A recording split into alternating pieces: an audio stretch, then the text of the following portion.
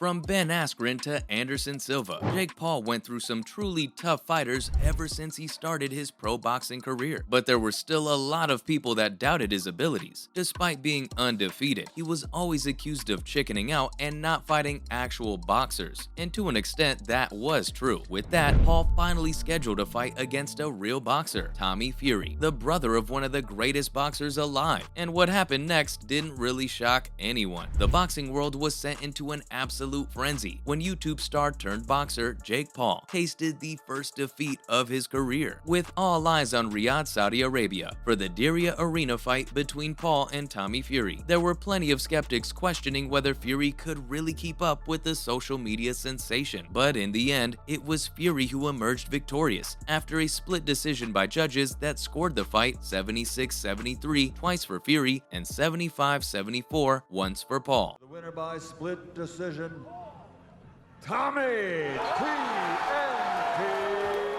The fight definitely lived up to the hype, with both competitors exchanging blows through the full 12 rounds. In the 8th round, Paul even managed to knock Fury down, which marked the first and only knockdown of the bout. But Fury was quick to get back up and come out firing in the final 4 rounds to secure his victory.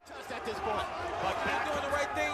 You close in, and Tommy, if Tommy closes the show. Fury threw almost double the amount of punches than Paul did in the fight and landed 88 compared to just 49 from Paul. After his win, an emotional Fury said, "I had a dream. I had a vision that I would win this fight, and no one believed me. Now I can stand up and everybody can take note. In my first main event, at 23 years old, I had the world on me. I had pressure on my shoulders, and I came through." With this victory, Fury proved that Paul was no match for a real boxer, even if his record isn't perfect. But in an interview after the fight, Fury said that he wouldn't mind running it back with Paul again, so we might see this rivalry continue in the future. Right after the fight, Jake Paul said he didn't agree with the judge's decision and said he had gotten sick twice in the camp and injured his arm during training. He added that it wasn't his best performance, saying, "I fell flat." Paul was met with booing from the crowd when he tried to make excuses for why he lost. Fury also had some excuses for his knockdown. He went on to say that it wasn't actually a knockdown. He simply slipped while trying to hit Paul. Regardless, I don't think the knockdown really matters considering Fury ended up winning, and that's all people will remember now.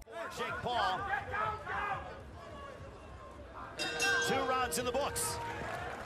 It also looks like Jake Paul has some explaining to do to Drake. The Canadian rapper lost over $400,000 betting on him in his fight with Tommy Fury. If Drake had won that bet, he would have earned a whopping $1.4 million. When asked about the infamous Drake curse and whether or not his loss had anything to do with it, Jake Paul responded in a joking manner, saying, "This is Drake's fault. Drake, why'd you do this to me?" He later went on to say that $400,000 isn't much to him and that he's probably about even now. Poor Drake, but not to worry. Jake Paul ended it on a hopeful note, saying, "Sorry Drake, I'm gonna get that W in the rematch." I'm sure Drake was relieved by this statement, but still, what a huge loss. Speaking of a rematch, what are the chances of that actually happening? Jake Paul may not have won against Tommy Fury, but he definitely held his own in the ring. Didn't seem to shake them. No one seemed to acknowledge what Logan Paul said.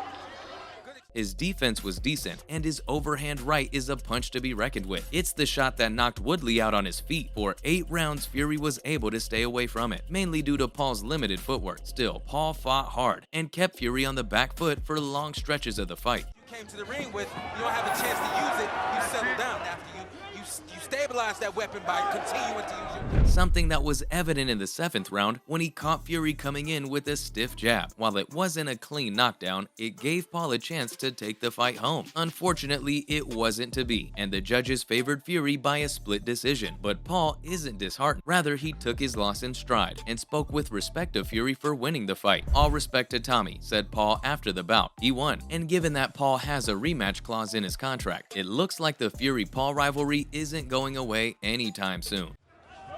Jake Paul, still no word if that's official or not. There's a right hand down the center. That's what he's supposed to do in this fight. In fact, Paul intends to continue the feud and step back into the ring for what promises to be an even more entertaining fight in the future. 10 seconds, Jimmy. We saw Artur Beterbiev overcome a nasty cut, putting away Marcus Brown. When asked about how he'll approach training for a future fight, Paul said he's still singularly focused on winning. However, he did admit that if he were to ever lose a match, the story would become more interesting, and it would allow us to see another side of him that hasn't been seen yet due to his winning streak. Regardless of the outcome, Paul's future isn't Badou Jack or Artur Beterbiev, it's Nate Diaz and KSI. Whether he wins or loses, a Fury rematch is compelling to watch and will make for an exciting build-up between two fighters. Anderson Silva on the canvas in Jake Paul's recent victory back in October. Since they already have been going back and forth on social media, so keep your eyes peeled, boxing fans. The Fury versus Paul saga is far from over. And right also John. We are nearing the end. Overhand right, that was blocked.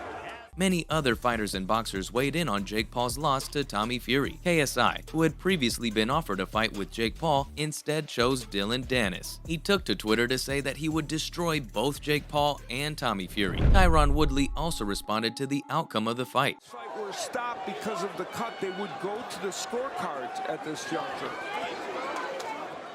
Tweeting at KSI and challenging him to a fight on May 12th in Abu Dhabi. Logan Paul also jumped into the conversation, asking who wants it after his brother's loss. How do you feel like he's doing so far in the fight? He's doing great. I think the first 2 rounds were close. He definitely got that last round. Jake Hadley commented that it was a close fight, while Josh Emmett had Fury winning by unanimous decision. Finally, Alan Jubin concluded that Jake Paul scored the knockdown, but Tommy Fury won the final round, and he believed that Tommy Fury deserved to win that fight. Prediction from both men stating the fight will not enter the 5th. What's going to separate them from being 50-50? Overall, reactions from other fighters and boxers were mixed when it came to the outcome of this fight between Jake Paul and Tommy Fury. However, there was consensus that this fight had been an exciting contest, and it appears that a rematch between these two fighters is inevitable. This is a 50-50 fight.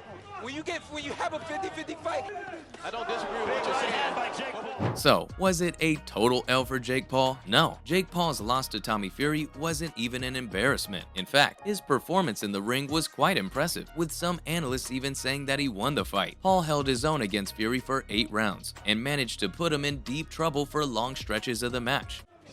Left hook, that's set. And he can deliver some of his own. Under a minute left here.